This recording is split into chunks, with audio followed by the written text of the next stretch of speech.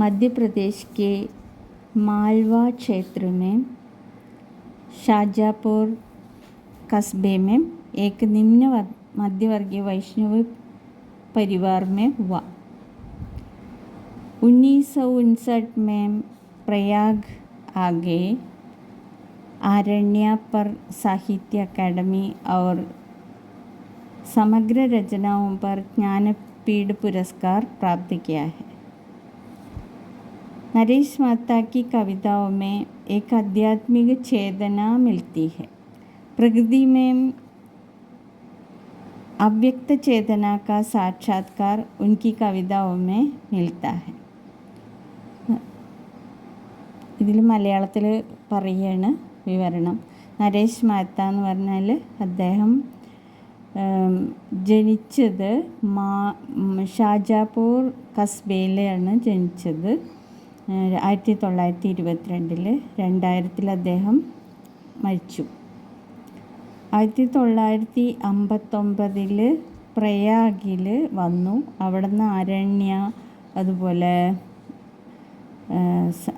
ആരണ്യ എഴുതി. ആരണ്യയ്ക്ക് സാഹിത്യ അക്കാദമി അവാർഡൊക്കെ ലഭിച്ചു. അതിനുശേഷം സമഗ്ര രചനകൾക്കും ജ്ഞാനപീഠ അവാർഡും കിട്ടിയിട്ടുണ്ട്.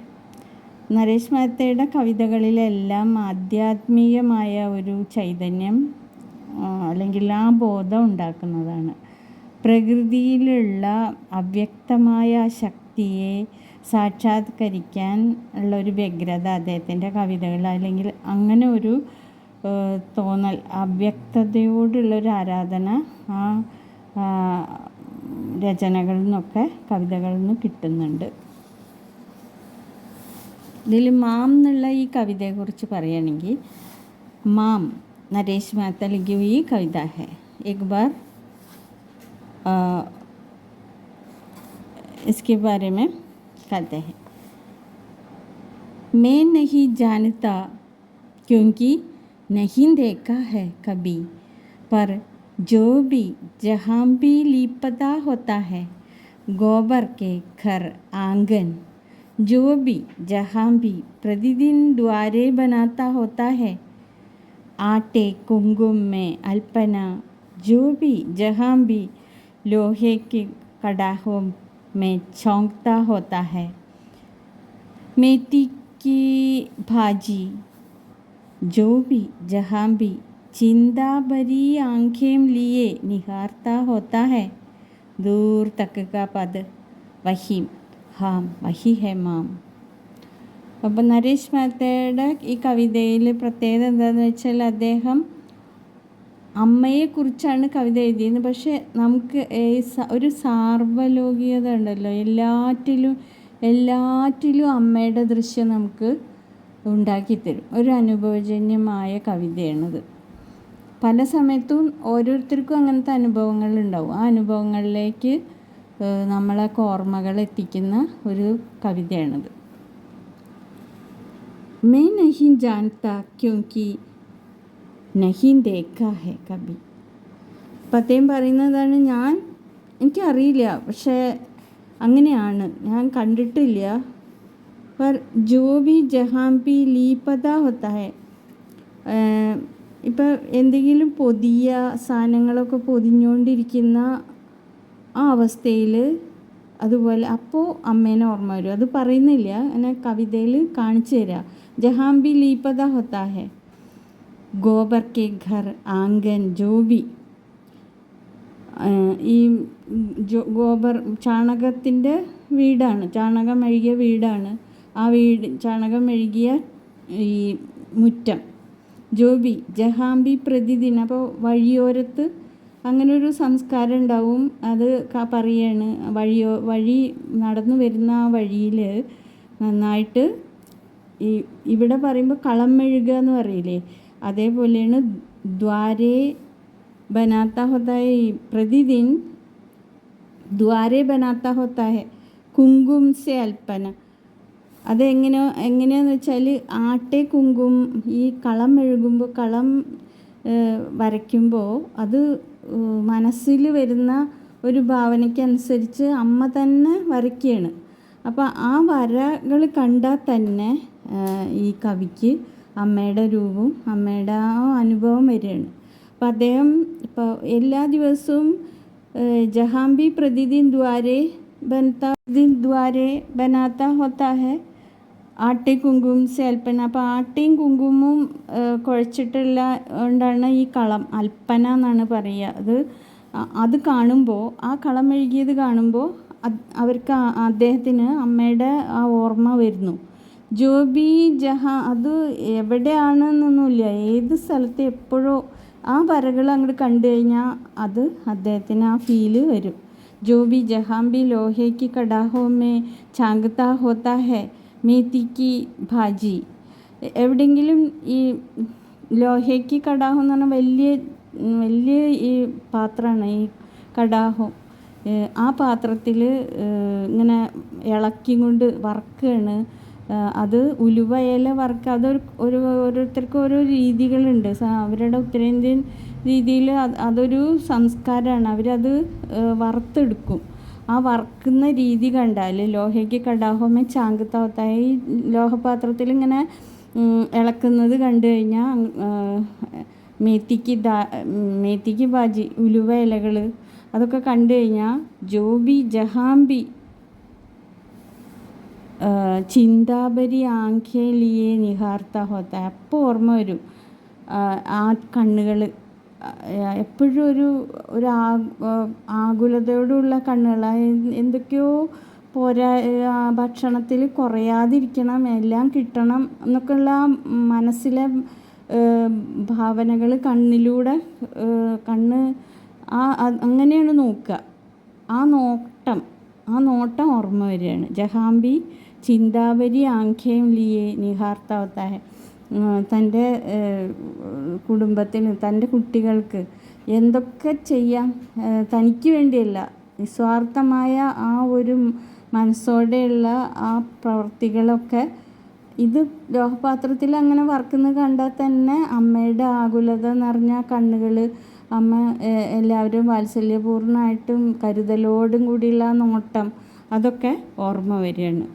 അപ്പോൾ അത് എവിടെയെന്നില്ല, എവിടെ ലോഹപാത്രത്തിൽ ഇങ്ങനെ ഇളക്കണ കണ്ടാലും, എവിടെ ഈ കളം മെഴുകിയത് കണ്ടാലും, എവിടെ എന്താ പറയുക, ക്യോങ്കി എവിടെ നോക്കിയാലും അത് ആ സ്ഥലത്തെത്തണമെന്നില്ല, എവിടെ കണ്ടാലും അദ്ദേഹത്തിന് അത് ആ കരുതലോടെയുള്ള നോട്ടം. ചിന്താബരി ആംഖേം ലിയേ നിഹാർത്ത ഹോത്താ ഹെ ദൂർ തക്ക് കാ പഥ്. ആ ദൂരമുള്ള ആ വഴി, ദൂരത്തെ ആ കാഴ്ച, ദൂരത്തെ അമ്മ പറഞ്ഞയക്കുന്ന കരുതലോട് കൂടിയുള്ള കണ്ണുകളോടെ അമ്മ പറഞ്ഞയക്കുന്ന ആ കാഴ്ച ഉണ്ടല്ലോ, ആ ദൂരെയുള്ള ആ വഴി, അവിടെയാണ് ഹാം വഹി ഹേമാം ഹാം. അപ്പോൾ അവിടെ അമ്മ ഉണ്ട്, മറ്റാരുമല്ല. അത് വഹി ഹാം വഹി ഹേമാം, അതാണ് അമ്മ. എപ്പോഴും കരുതലോടുകൂടി നിസ്വാർത്ഥമായിട്ട് എന്തൊക്കെ ചെയ്യണം, എന്തൊക്കെ വീടിൻ്റെ ശുഭകരമായ കാര്യത്തിന് വേണ്ടി മക്കൾക്ക് വേണ്ടത് ഒരുക്കാനും മക്കൾക്ക് വേണ്ടത് ചെയ്യാനും ഒക്കെ ആയിട്ടുള്ള അവർക്ക് വേണ്ടിയാണ് ഈ അൽപ്പന ഒരുക്കുന്നത്. അതായത് വീടിന് ഒരു മംഗളകരമായ വീടിനൊരു നന്മ ഉണ്ടാവണം എന്ന് വിചാരിച്ചിട്ടാണ് ഇതൊക്കെ ചെയ്യുക. ഈ അൽപ്പന, കളം മെഴുകുക, അതൊക്കെ അവരുടെ സംസ്കാരമാണ്, അവരുടെ രീതിയാണ്. നമുക്ക് ഓണക്കാലത്ത് പൂക്കളിടലേ അറിയുള്ളൂ, പക്ഷേ അവിടെ അത് കളം മെഴുകുക, അൽപ്പന വരയ്ക്കുക, അത് അമ്മയുടെ ഹൃദയത്തിൽ നിന്ന് വരുന്ന ആ ഓർമ്മകൾ, ആ ഒരു ഭാവനയിലായിരിക്കും, അമ്മയ്ക്ക് തോന്നുന്ന രീതിയിലായിരിക്കും ആ വരകളിലൊരു ശുഭാപ്തി വിശ്വാസം നിറഞ്ഞ വരകളായിരിക്കും. ആ വരകൾ കണ്ടാൽ ഏത് സ്ഥലത്ത് അത് കണ്ടാലും ആ ഫീല് വരികയാണ് കവിക്ക്. അപ്പം കവിയുടെ അമ്മ എന്ന് പറഞ്ഞാൽ ഈ അനുഭവങ്ങളാണ്. ഈ അനുഭവങ്ങളെ അമ്മയോട് എവിടെയും അമ്മ ഉള്ളതായിട്ട് തോന്നും. അതാണ് കവിതയുടെ പ്രത്യേക ചിത്രം. അപ്പോൾ നമ്മൾ കവിത വായിക്കുമ്പോൾ ചെറിയ കവിതയാണ്, പക്ഷേ അതിലൊരുപാട് അർത്ഥം അടങ്ങിയിട്ടുണ്ട്. അനുഭവമായിട്ട് അമ്മേനെ ചിത്രീകരിക്കുകയാണ് കവി ചെയ്തിരിക്കുന്നത്. കവി അമ്മയ്ക്ക് ഒരുപാട് വിശാലത ഉള്ള ഒരർത്ഥമാണ് കൊടുത്തിരിക്കുന്നത്. കാരണം ഗൃഹത്തിലെ ചെറിയ മുറ്റത്തു നിന്ന് ആരംഭിച്ച അവനത്തിലെ ചെറിയ ലോകത്തു നിന്ന് അവനായിട്ട് മാറ്റാൻ ആ കരുതലോടെയുള്ള പ്രവർത്തികൾ, ആ വീട്ടിലെ സംസ്കാരത്തിൽ അവനെ ആക്കി മാറ്റാൻ അമ്മയുടെ ആ വിശാലമായ, അല്ലെങ്കിൽ അമ്മയുടെ ആ കരുതൽ നിറഞ്ഞ ഓരോ പ്രവൃത്തിയും പിന്നീട് കവിയെ മാനവികത ഉള്ളിൽ ഉള്ള ഒരാളാക്കുകയും എല്ലാറ്റിലും അമ്മയുടെ ആ പ്രവൃത്തിയുടെ ഗുണങ്ങൾ കാണാൻ പ്രേരിപ്പിക്കുന്നവനാക്കി മാറ്റുകയും ചെയ്യുന്നു. അവനാക്കി മാറ്റിയത് ആ പ്രവൃത്തികളും ആ സംസ്കാരങ്ങളും ആണ്. ഇതിലെ ഓരോ വരികൾക്കും വളരെയധികം വിശാലമായ അർത്ഥമുണ്ട്. ഉലുവയില തൊട്ടിട്ട് അൽപ്പന, അങ്ങനെ ഓരോന്നും ആ അതായത് ഇരുമ്പ് പാത്രത്തിൽ വറുക്കുന്ന രീതി, ഇതെല്ലാം തൻ്റെ മകനോടുള്ള കരുതലാണ്. തൻ്റെ കുഞ്ഞിനോടും കുടുംബത്തിനോടുള്ള അവളുടെ ആത്മാർത്ഥമായ പ്രവൃത്തികൾ ആണ് അതെല്ലാം അവനെ നയിച്ചത് ആ ചക്രവാള പദത്തിൽ എത്താനുള്ള അമ്മയുടെ ആ കരുതൽ നിറഞ്ഞ പ്രവൃത്തി അവനെ ഓരോ അകലേക്ക് പറഞ്ഞയക്കുമ്പോഴും പുറകെ ആ കരുതൽ നിറഞ്ഞ കണ്ണുകൾ പിന്തുടരുന്നുണ്ടാവും. ആ ഓർമ്മകൾ തന്നെയാണ് പിന്നീട് ഭാവിയിലും ഒക്കെ ആ പ്രവൃത്തികൾ അവനെ ഒരുപാട് നയിച്ചിട്ടുണ്ട്. ആ പ്രേരക ശക്തി എന്നും പ്രചോദിപ്പിച്ചുകൊണ്ട് തന്നെ ഇരിക്കും. അതാണ് അമ്മ. അപ്പം കവിയുടെ വെറൊരു വ്യക്തിഗതമായ അമ്മയല്ല, അമ്മയുടെ സംസ്കാരം, അമ്മയുടെ പ്രവൃത്തി, അമ്മയുടെ കരുതൽ, അതെല്ലാം പല രൂപങ്ങളിൽ, പല പ്രതീകങ്ങളുടെ രൂപത്തിൽ നമ്മുടെ മുന്നിൽ കാണിച്ചു തന്നിരിക്കുകയാണ് ഇവിടെ കവി ചെയ്തത്. അതുകൊണ്ട് തന്നെ അമ്മ എന്നേക്കുമായിട്ട് നന്മയാണ് അമ്മ. അപ്പോൾ എങ്ങനെ പോവും? എപ്പോഴും നയിച്ചുകൊണ്ടിരിക്കും. എന്നും ചലക ശക്തിയാണ്.